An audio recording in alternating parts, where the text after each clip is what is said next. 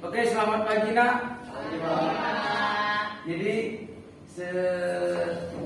selesai PTS minggu kemarin nilainya lumayan lah ya.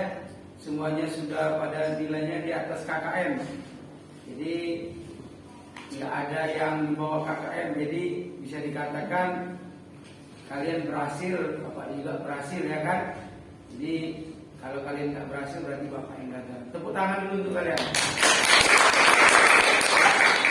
Jadi kita lanjut ke bab 5. Jadi enak belajar BKK ini karena 1 minggu itu 8 jam, jadi kita enak, jadi banyak waktu.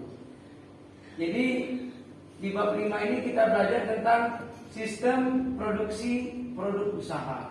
Nanti kan di situ ada 3 materi ya. Yang pertama manajemen ya.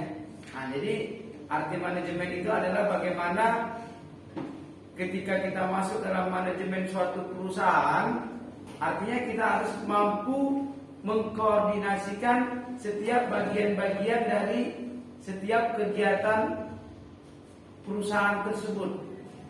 Tujuannya apa? Tujuannya agar produk usaha yang dihasilkan suatu perusahaan itu hasilnya lebih baik dan lebih bagus, ya kan? Itu tujuan manajemen produksi, ya kan? Langkah-langkahnya ada semua di situ. Nah, disinilah Bapak sudah kasih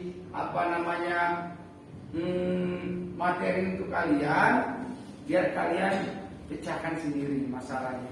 Ya, ini bisa model belajar kita ini bisa kita bisa discovery learning, bisa juga problem based learning ya. Kalian bisa menemukan sesuatu yang baru, kalian juga bisa mencari permasalahan yang terhadap sesuatu yang sudah Bapak berikan. Oke ya. Jadi kita mulai dari kelompok yang A ya. Jadi tolong kalian jelaskannya sebaik mungkin ya, persantinya sebaik mungkin supaya ini sebenarnya kalau nilai kalian sudah Bapak rasa sudah bagus-bagus semua. Ini Bapak tinggal ingin meningkatkan kalian tuh nanti di dunia kerja.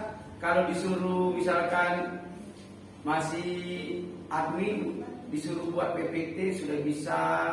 Kalau nanti udah naik jabatan kalian kan kalian sendiri yang presentasikan, ya kan? Supaya kalian makin mahir. Ya. Sesuatu itu kalau kita membiasakannya lebih dari 40 kali, ya nak, lebih dari 40 kali itu menjadi sesuatu yang terbiasa. Contoh nih, kalian sebelum belajar, sebelum tidur, sebelum pergi kemana-mana selalu berdoa. Pasti kalau sudah 40 kali melakukannya, pasti kalian selalu berdoa. Bapak gitu, sebelum Bapak pergi ke sekolah ini enggak selalu berdoa. Itu hampir 5-10 menit. Sebelum Bapak pulang dari sekolah ini, pasti Bapak berdoa supaya di jalan itu lancar, ya. Tidak, motor Bapak tidak rusak, tidak mogok dan lainnya. Sebelum kita belajar tadi kita berdoa kan? Berdoa juga kan supaya kalian itu diberi kepintaran sama Tuhan. Bapak berdoa terus. Anak-anak Bapak diberi kepintaran, kecerdasan, Bapak ditambahkan hikmah supaya ngajarnya bagus. Kalian juga doakan Bapak. Nah, gitu ya. Oke, silakan ya. Perkenalan diri dulu, bahas di sini perkenalan diri ya. Pakai baju pramuka ya. Pakai kawan dan cantik semua anak Bapak.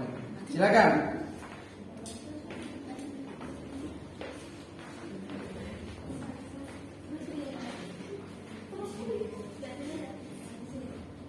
Selamat pagi teman-teman. Pagi. Kami dari kelompok PKP. Di sini kami akan mempresentasikan materi bab 5 PKK dengan judul Sistem Produksi Produk Usaha. Di sini ada anggota dari kelompok kami. Yang dari kiri ada Janhana, Sally, Feby, Sultan, Cindy, Sela, dan Sevina. Materi yang akan kami presentasikan hari ini ada 3. Yang pertama pengertian manajemen produksi, yang kedua perencanaan produksi, dan yang ketiga standar operating prosedur atau SOP untuk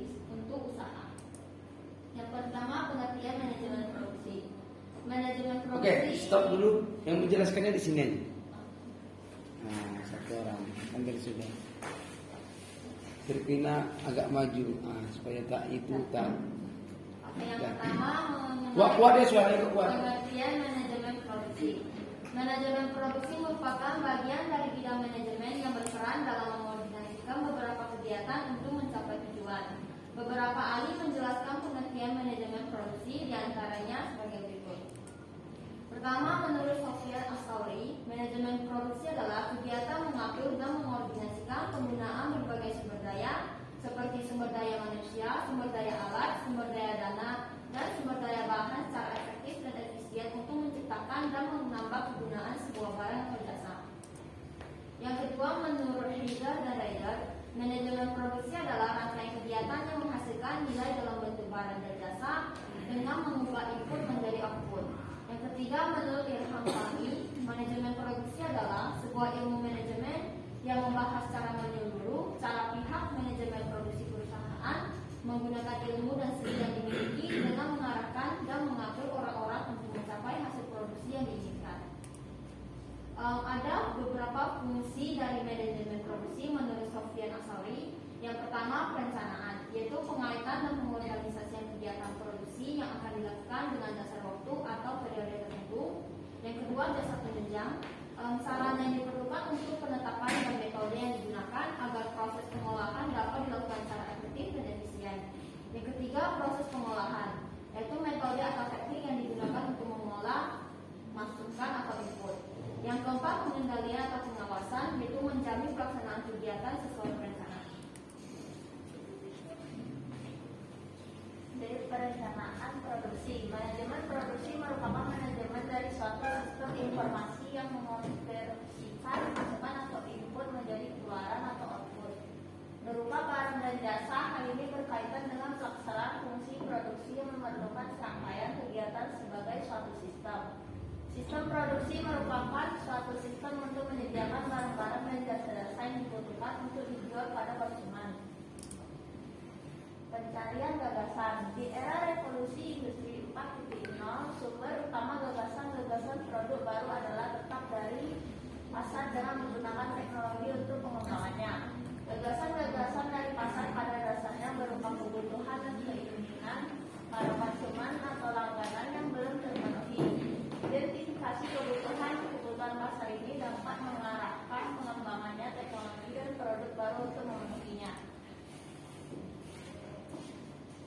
Selanjutnya ada seleksi produk. Jika sudah mencari gagasan-gagasan baru dan mendapatkan beberapa alternatif gagasan, Anda dapat memilih salah satu atau dua dari gagasan tersebut. Tidak semua gagasan harus dikembangkan menjadi produk-produk baru. Pilihlah yang paling memungkinkan untuk dilaksanakan. Langkah-langkah yang dapat dilakukan peserta didik dalam menyeleksi produk adalah sebagai berikut. Yang A, dari banyaknya atau beberapa gagasan yang sudah diperoleh, lihat potensi pasarnya. Cara melihat potensi dapat melalui survei dengan bertanya kepada konsumen, penyalur, pembeli, teman-teman di media sosial tentang gagasan yang dianggap paling berpotensi. Yang B, setelah mengelola wujud menjadi 1, 2, atau 3 gagasan, hitung kelayakan finansialnya mulai dari biaya produksi, perbandingan harga, keuntungan, hingga biaya operasionalnya, sehingga dapat dipilih gagasan yang paling berpotensi menghasilkan keuntungan. Yang C, pastikan apakah pengoperasian gagasan tersebut mudah atau cocok dengan kemampuan yang ada atau tidak. Usahakan Anda membeli gagasan yang paling mungkin dilakukan dengan kondisi Anda pada saat ini. Desain produk pendahuluan. Langkah-langkah yang dapat dilakukan peserta didik dalam desain pendahuluan adalah sebagai berikut. Yang pertama, persiapkan desain awal yang dapat berupa sketsa tentang produk atau jasa, beserta keterangan-keterangan yang dibutuhkan mengenai produk atau jasa yang dilakukan. Yang kedua, siapkan sketsa atau gambar sederhana tentang produk. Jika usaha di bidang jasa, buat sketsa alur pelayanan jasa yang dilakukan. Yang ketiga, siapkan keterangan-keterangan atau deskripsi produk yang dibutuhkan untuk melengkapi sketsa, seperti model, ukuran, warna, bahan yang digunakan, fungsi produk, lamanya produk dapat digunakan, apakah perlu ada unit reparasi, dan unit kelangsungan produk. Keempat, siapkan juga keterangan untuk proses produksi, seperti kebutuhan aneka sumber dayanya, lamanya waktu pengerjaan, dan kebutuhan lainnya. Yang kelima, khususnya untuk era revolusi industri 4.0, rencana nilai tambah dan inovasi pada produk atau jasa. Selain itu, lakukan pengembangan dengan menggunakan teknologi digital. Setelah hal-hal tersebut dipersiapkan, pada tahapan ini peserta didik perlu membuat prototipe atau contoh produk. Buatlah satu contoh produk terlebih dahulu sebelum masuk pada tahap berikutnya.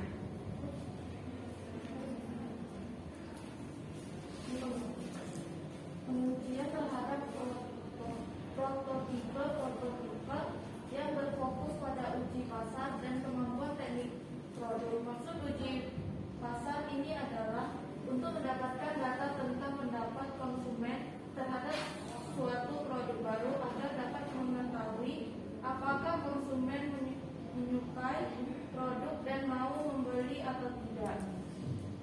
Dalam tahap final atau desain akhir, Anda dituntut untuk dapat mengetahui hal-hal yang masih perlu diperbaiki dari produk atau usaha jasa Anda. Sebagai hasil penguji prototipe, perubahan tertentu mungkin perlu dimasukkan ke dalam desain akhir. Jika perubahan-perubahan dilakukan, produk hendaknya diuji kembali untuk menjamin nilai dan mutu produk. C. Standard Operating Procedure atau SOP untuk usaha.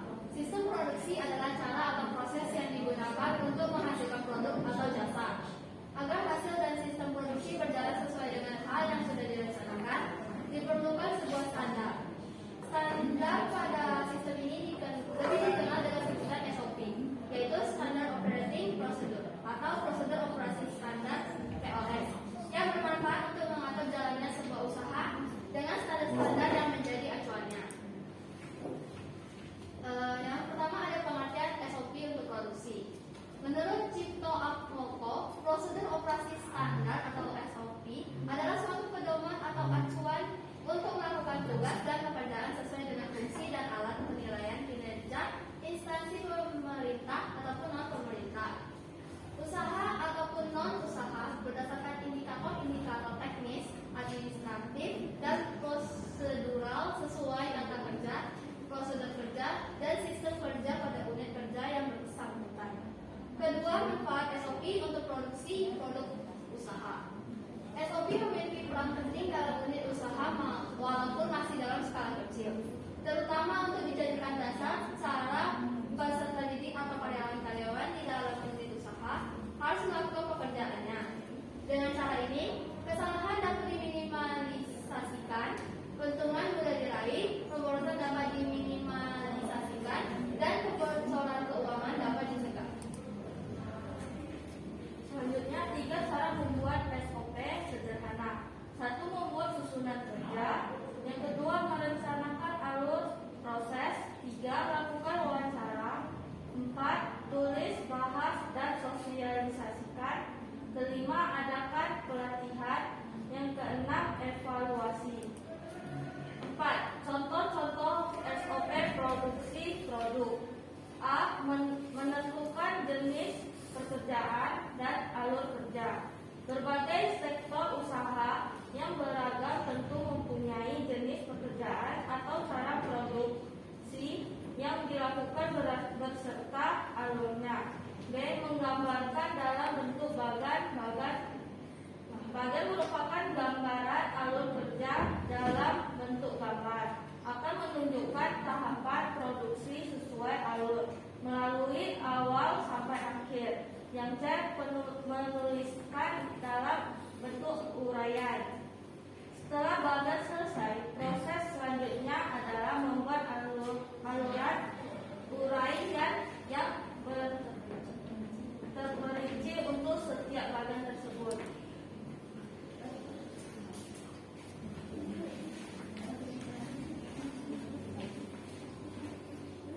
Oke, sekian presentasi dari kelompok kami. Bila ada kesalahan kata, mohon dimaafkan. Sekian dan terima kasih. Dari situ dulu. Anak geser kenapa? Anak kan cantik semua. Oke, jadi ini kelompok OTKP ya. Jadi tepuk tangan dulu nak. Jadi tujuan Bapak di sini ya makin lama kalian tuh mampu mengkomunikasikan sesuatu yang kalian sudah baca dan kalian pelajari. Karena nanti di kalian setelah tamat tuh ya kita tuh harus banyak berbicara, ya kan? Oke, jadi sudah banyak kemajuan kalian dari kelas 11 sekarang sudah banyak kemajuan tentang gimana tampilnya. Ini baru tampil untuk sesama kita aja. Gimana kalau tampil di luar harus berani. Oke, tepuk tangan sekali lagi. Untuk nanti sesi pertanyaan kemarin mau buat rekapannya supaya ada, tapi kita lanjut aja dulu ya, nanti aja. Oke, kita lanjut kepada kelompok 2. Silakan, ini agak ramai.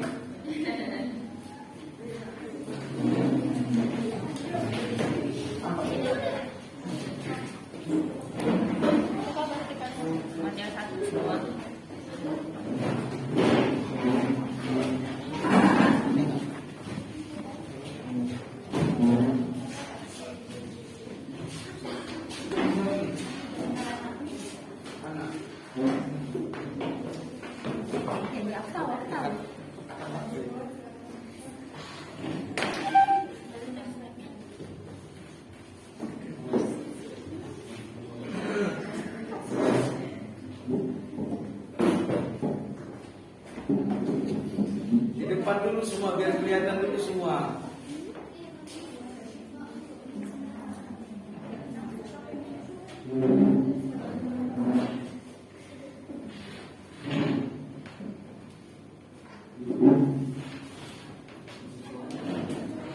Di depan dulu semua biar kelihatan. Kenang-kenangan juga nanti untuk kita semua. Geser. Pak, nampak? Kayak Budi nggak nampak. Nampak. Devi geser ke Angel. Oke, sip. Perkenalkan. Budi nggak nampak loh. Kita jawab aja. Saya tinggi. Ada. Budi geser. Budi nggak nampak. Kau pura-pura jongkok, pura-pura kecil. Ya.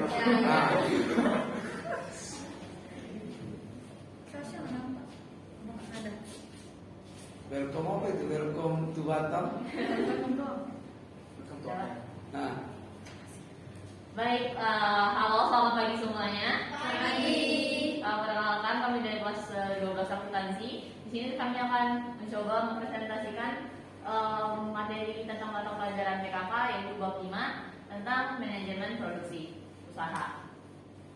Di sini ada saya, Mariandi, dan di sini ada Vivi, ada Angelina, ada Jeffy, ada Devi, ada Gio, ada Erika, ada Sasha, ada lagi Sundi, ada Michelle, ada Vio, dan ada yang terakhir Budi. Di sini kami akan bersama-sama secara bergantian untuk menjelaskan slide-slide yang ada pada presentasi kami.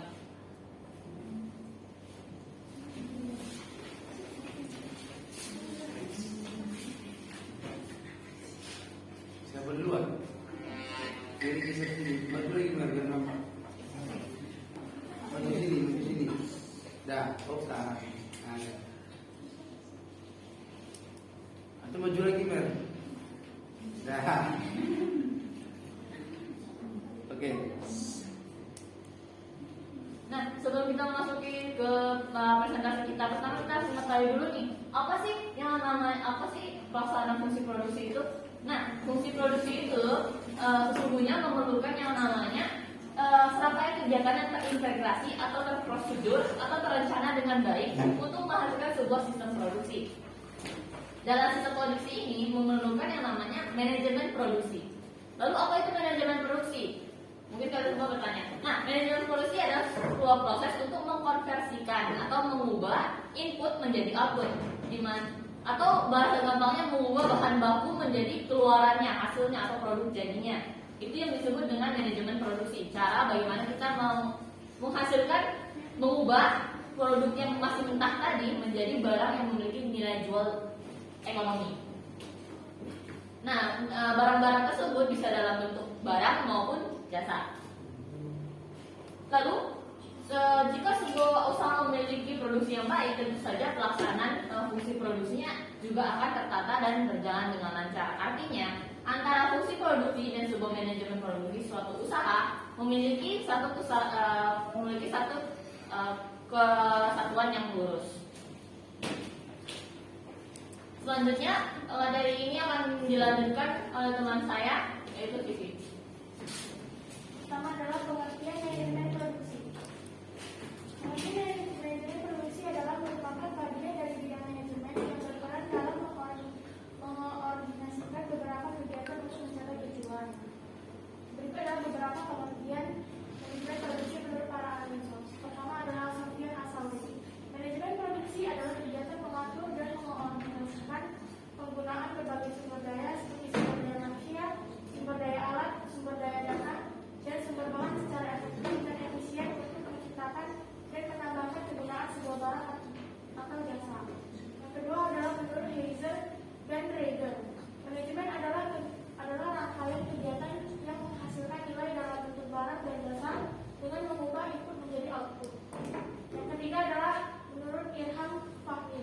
Manajemen produksi adalah sebuah ilmu manajemen yang membahas secara menyeluruh bagaimana pihak manajemen produksi perusahaan menggunakan ilmu dan seni yang dimiliki dengan mengarahkan dan mengatur orang-orang untuk mencapai hasil produksi yang diinginkan. Next.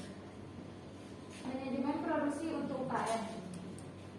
Salah satu kerajinan yang saat ini telah banyak memberikan keuntungan finansial bagi para pengrajin, contohnya adalah kerajinan tas plastik anak. Sektor ini merupakan usaha kecil yang lebih banyak mengandalkan tenaga dan keterampilan, makanya kurangnya manajemen produksi pada sektor ini mengakibatkan proses produksi seringkali mengalami hambatan, khususnya modal. Sumber daya manusia yang kompeten memang sangat diperlukan untuk membantu menyusun manajemen produksi. Pada UKM secara maksimal, tanpa manajemen produksi yang baik dapat terjadi hambatan pada proses penjualan yang akhirnya dapat merugikan pihak produksi dan dapat mengecewakan konsumen. Bagian manajemen produksi yang harus diperhatikan: 1. Pembelian bahan baku. UKM tidak dapat menyediakan bahan baku sendiri, harus membeli dari supplier lain. 2. Menjaga kualitas. Kualitas produksi merupakan pertimbangan utama bagi setiap konsumen karena tanpa kualitas konsumen akan enggan untuk membeli produk. Oleh karena itu, lakukan pengecekan pada setiap produk yang telah diproduksi agar tidak ada satupun yang cacat. Bagian manajemen produksi yang harus diperhatikan yang ketiga adalah penyimpanan barang jadi. Mengetahui kebutuhan yang diperlukan oleh konsumen dan tidak menimbun barang terlalu banyak karena mengganggu sirkulasi modal usaha. 4. Melakukan pemeliharaan barang. Barang yang sudah jadi disimpan dalam jangka beberapa waktu untuk perawatan yang berfungsi untuk antisipasi adanya barang rusak dan kotor.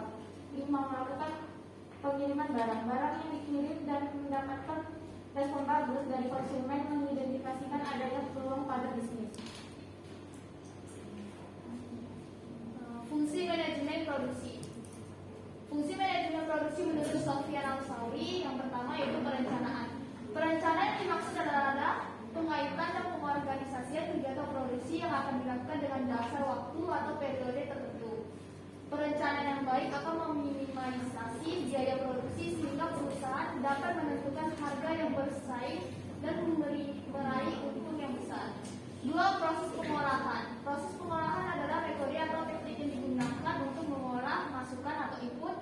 Proses ini sangat penting untuk memanfaatkan sumber daya secara maksimal dan efisien. Fungsi manajemen produksi menurut Sofyan Al-Sauri yang ketiga yaitu jasa penunjang. Jasa penunjang adalah sarana yang diperlukan untuk penetapan dan metode yang digunakan agar proses pengolahan dapat dilakukan secara efektif dan efisien. Hal ini seringkali diperlukan untuk membantu perusahaan untuk bersaing secara sehat dengan meningkatkan produksi dan hasil yang berkualitas. 4. Pengendalian atau pengawasan. Pengendalian merupakan fungsi untuk menjamin pelaksanaan kegiatan sesuai dengan perencanaan. Dengan demikian, maksud dan tujuan dalam menggunakan dan dilakukan dalam usaha agar proses produksi berjalan dengan mengolah masukan atau input dapat dilaksanakan. Manajemen produksi memiliki fungsi penting untuk dilakukan dalam usaha agar proses produksi berjalan dengan memberikan hasil yang diharapkan. Yang kedua adalah perencanaan produksi. Kita akan membahas tentang sistem produksi. Sistem produksi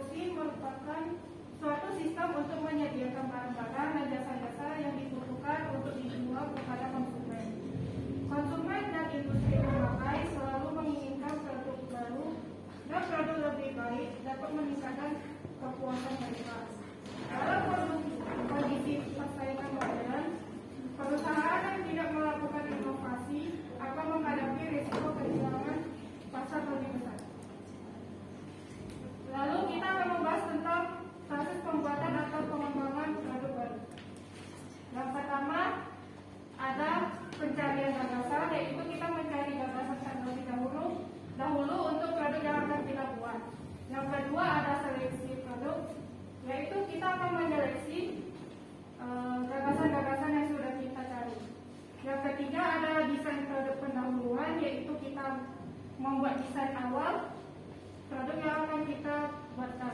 Yang keempat, ada pengujian produk, yaitu kita akan menguji produk yang sudah kita buat, apakah produk tersebut layak digunakan atau tidak.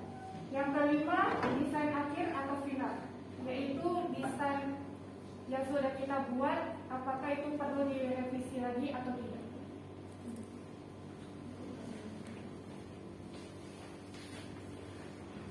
Benar. Alur yang pertama adalah proses pembuatan atau pengembangan produk baru, yaitu yang pertama pencarian gagasan, di mana di era revolusi 4.0 sumber daya utama gagasan produk baru adalah tetap dari pasar dengan menggunakan teknologi dalam pengembangannya.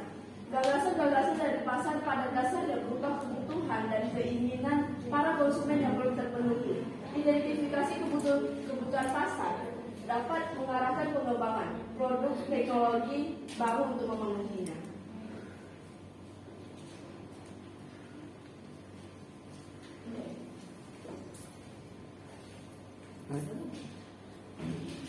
Selanjutnya yaitu langkah-langkah untuk mencari gagasan itu sendiri. Tadi sudah dijelaskan apa itu mengenai pencarian gagasan. Di sini saya akan menjelaskan lagi apa sih langkah-langkahnya secara berurutan. Yang pertama, kita harus melakukan riset pasar.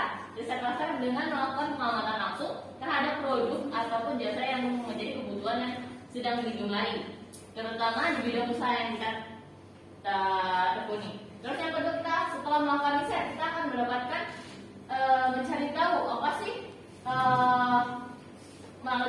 melalui calon konsumen, penjual atau penyalur, dan mengumpulkan data tersebut dengan cermat. Yang ketiga, kita mau melakukan riset dapat dicari melalui bentuk situs pencarian dengan melihat kata kunci terbanyak yang dicari berkaitan dengan data tersebut. Artinya, apabila kata kunci tersebut dicari secara banyak, maka berarti produk tersebut sedang trending atau sedang terkenal belakangan ini. Hal itu dapat menyokong atau mendukung usaha kita semakin naik pada waktu itu. Yang keempat yaitu mencari trending topik di media sosial. Tidak dipikirkan lagi bahwa media sosial merupakan salah satu market atau pasar untuk promosi terbesar yang ada yang dapat kita manfaatkan. Terus yang kelima, ada mencari hashtag atau tagar yang favorit di media sosial. Nah, penggunaan tagar atau hashtag ini juga merupakan salah satu langkah yang penting, di mana seseorang cenderung untuk mencari suatu topik menggunakan yang namanya tagar atau hashtag. Bila kamu menggunakan tagar atau hashtag saat memposting produkmu, maka akan meningkatkan lebih banyak kemungkinan produkmu dapat dicapai oleh masyarakat lain. Di sini juga kamu bisa mendapatkan gagasan-gagasan baru, entah ada gagasan setengah jadi ataupun gagasan jadi yang belum terrealisasikan oleh orang-orang lain. Terus yang terakhir ada lihat sumber data bisnis, Badan Pusat Statistik atau BPS secara online tentang kebutuhan yang masih perlu dibenahi dengan bisnis. Nah, di Indonesia itu ada namanya Badan Pusat Statistik yang menyediakan informasi seputar data-data perbisnisan yang dapat kita akses secara online dan gratis. Data Badan Pusat Statistik ini sangat bermanfaat bagi kita yang ingin mempelajari bagaimana sih pola-pola bisnis itu berjalan di saat ini. Lalu kita lanjut lagi dengan proses pembuatan atau pengembangan produk baru, bagian seleksi produk. Setelah kita sudah mendapat nih gagasan-gagasan apa aja yang kita rasa bakal berhasil, nah di sini kita harus menyaring lagi gagasan tersebut. Karena dari 10 gagasan tersebut tidak mungkin 10-10-nya kita realisasikan. Maka pilihlah 2 atau 3 produk gagasan terbaik yang memungkinkan untuk kamu realisasikan saat ini, di mana ide tersebut dapat direalisasikan dengan teknologi yang sudah ada sekarang. Apabila kita memiliki gagasan yang kurang cocok atau tidak sesuai dengan kondisi saat ini, itu malah akan menyebabkan kita mengalami kerugian. Lalu bagaimana sih cara kita untuk menseleksi produk ini? Salah satunya itu dengan metode daftar penilaian atau scoring, yaitu metode penyusunan daftar-daftar yang berisi faktor-faktor penimbang dengan memberikan bobot pada setiap faktornya. Misalnya faktornya salah satunya adalah volume penjualan atau persaingannya. Bagaimana penilaian gagasan ini dari segi persaingannya? Apakah persaingan sangat bagus di dunia internasional ataupun sedang, apakah sangat buruk? Di situ kita akan mulai melihat mana gagasan terbaik yang dapat kita realisasikan dan terbaik untuk mendapatkan profit di usaha kita. Selanjutnya yaitu langkah-langkah untuk menseleksi produk itu. Di sini saya akan menjelaskan langkah-langkahnya dengan secara berurutan. Yang pertama yaitu dari banyak atau beberapa gagasan yang sudah diperoleh adalah potensi pasarnya. Cara mendapatkan secara pasar dapat dilakukan dengan survei atau bertanya kepada konsumen secara langsung. Yang kedua yaitu dengan menghitung kelayakan finansialnya, di mana penghitungan kelayakan finansial ini berguna untuk memastikan bahwa harga yang kita patok ini dapat bersaing di kaca internasional maupun di dunia pemasaran dengan menyediakan kualitas yang juga standar atau dapat diterima oleh konsumen, yang tidak menyebabkan konsumen mengalami kekecewaan karena tidak adanya ketidaktepatan antara harga dan kualitas yang diterima. Terus yang ketiga yaitu memastikan apakah pengoperasian gagasan tersebut mudah atau cocok dengan kemampuan yang ada atau tidak. Seperti yang saya katakan tadi, kita harus memiliki gagasan yang dapat kita realisasikan pada saat ini. Jangan pilih gagasan yang mungkin akan terrealisasikan 10 tahun lagi. Itu hanya akan menghambat bisnis kita.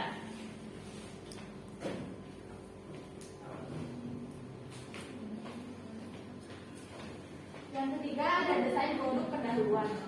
Selama desain pendahuluan, perusahaan juga perlu menetapkan atribut-atribut kunci produksi yaitu reliabilitas atau yang termasuk dalam frekuensi kerusakan komponen-komponen, maintainability atau kemudahan untuk reparasi dan pemeliharaan, dan umur kehidupan produk atau disebut juga dengan antisipasi periode penggunaan. Selanjutnya perlu dibuat prototipe atau contoh produk untuk pengujian dan analisis selanjutnya. Berikut ini adalah langkah-langkah desain produk pendahuluan. Yang pertama ada persiapkan desain awal yang dapat berupa sketsa tentang produk atau jasa beserta keterangan-keterangan yang dibutuhkan mengenai produk atau jasa tersebut. Yang kedua, siapkan sketsa atau gambar sederhana tentang produk. Jika usaha di bidang jasa, buat sketsa alur pelayanan jasa yang dilakukan.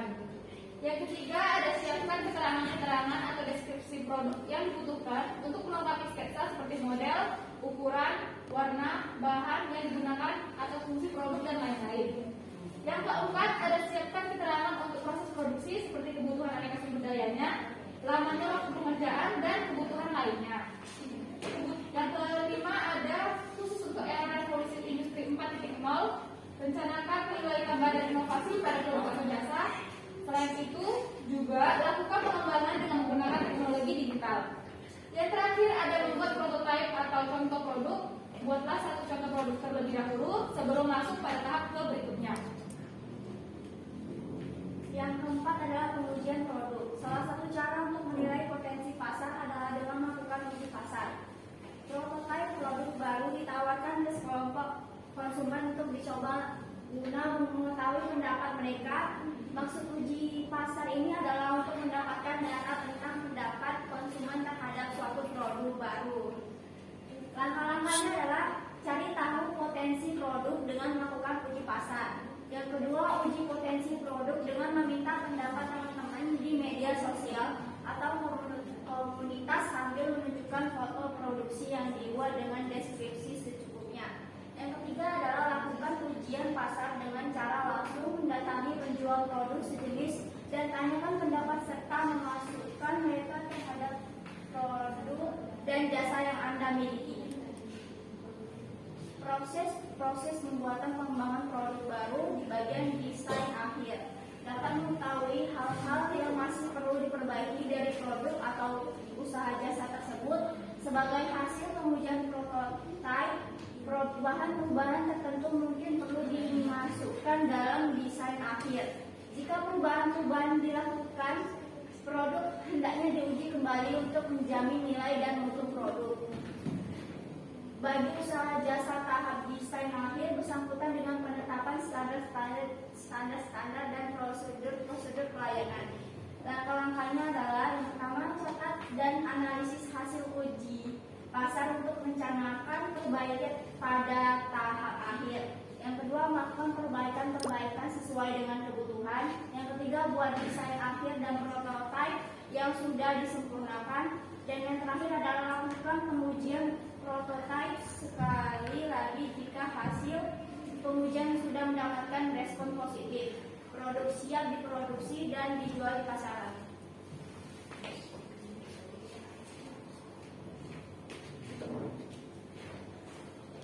Baiklah, selanjutnya kita akan membahas tentang standar operating procedure atau SOP dalam usaha. Yaitu dalam sistem produksi adalah cara atau proses yang digunakan untuk menghasilkan produk atau jasa. Hal ini diperlukan dalam usaha dalam sebuah standar, yaitu lebih dikenal dalam standar operating procedure atau SOP yang bermanfaat untuk mengatur jalannya sebuah usaha dengan standar-standar yang sesuai menjadi acuan. Oke, baik, tadi kita juga sudah membahas mengenai SOP untuk usaha. Selanjutnya kita akan bahas mengenai pengertian SOP untuk produksi. Nah, di sini juga ada menurut Cipto Atmoko, yaitu suatu pedoman atau acuan untuk melakukan tugas dan pekerjaan sesuai dengan fungsi dan alat penilaian kinerja instansi pemerintah ataupun non pemerintah, usaha ataupun non usaha berdasarkan indikator-indikator teknis, administratif dan prosedural sesuai tata kerja, prosedur tata kerja dan sistem kerja pada unit yang bersangkutan. Baik, kesimpulan dari Cipto Atmoko yaitu sebuah patokan atau petunjuk. Manfaat SOP untuk produksi pada usaha. SOP memiliki peran penting dalam dunia usaha walaupun masih dalam skala kecil, terutama untuk dijadikan dasar serta didik dalam dunia usaha harus melakukan pekerjaan. Dengan ini kesalahan dapat diminimalisasi, keuntungan mudah dicapai dan kebocoran keuangan dapat dicegah. Manfaat SOP untuk produksi produk usaha secara umum. Satu, sebagai standar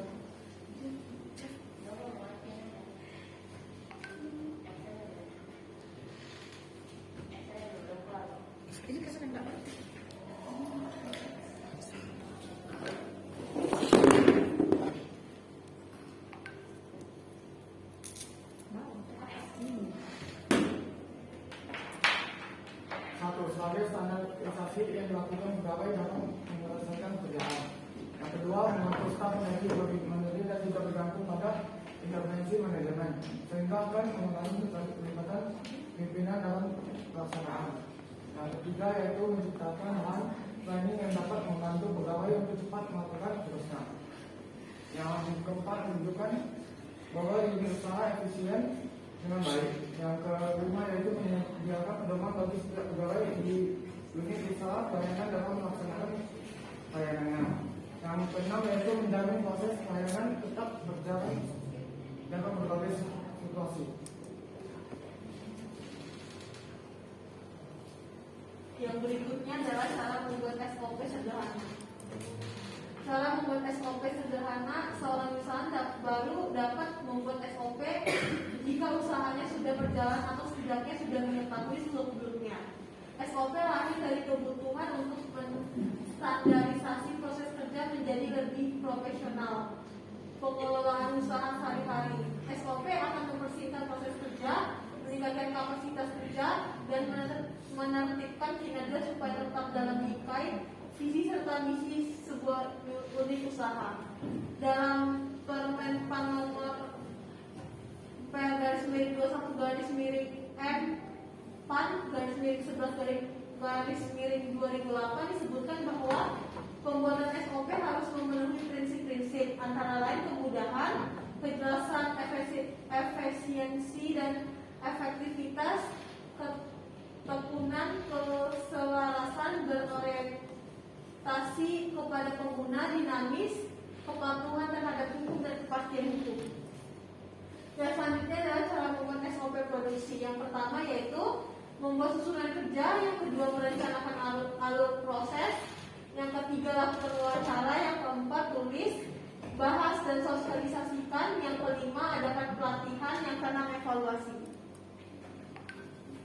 Baik, selanjutnya kita akan bahas mengenai contoh-contoh SOP produksi produk. Oke, contoh-contoh SOP produksi produk yang pertama adalah menentukan jenis pekerjaan dan alur kerja. Nah, di sini juga berbagai sektor usaha yang beragam tentu mempunyai jenis pekerjaan atau cara produksi yang dilakukan beserta alurnya. Baik, yang kedua adalah menggambarkan dalam bentuk bagan. Nah, bagan merupakan gambaran alur kerja. dalam bentuk gambar akan menunjukkan tahapan produksi sesuai alur mulai awal sampai akhir. Lalu selanjutnya yaitu ketiga, menuliskan dalam bentuk uraian. Nah, yaitu buatlah uraian yang terperinci untuk setiap bagian yang telah digambar. Nah, di sini juga uraian inilah yang dijadikan SOP dalam proses produksi untuk setiap sektor usaha.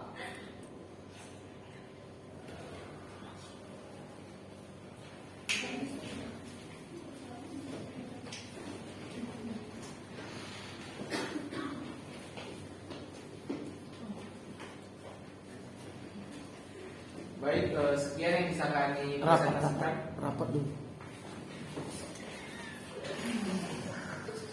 Ya. Baik, sekian yang bisa kami presentasikan. Lebih dan kurang mohon maaf, dan semoga pembelajaran kali ini bisa kita terapkan dalam kehidupan kita. Tunggu Bapak. Oke, perhatikan. Jadi kelompoknya Jeffrey dan kawan-kawan sudah mempresentasikan hasil diskusi mereka bersama. Ya Bapak lihat juga udah ada semakin yang baik ya. Sebenarnya kalian tuh enak ya. Kalau ingin melihat contoh, nggak usah lihat contoh yang jauh-jauh. Mary sudah sangat baik ya.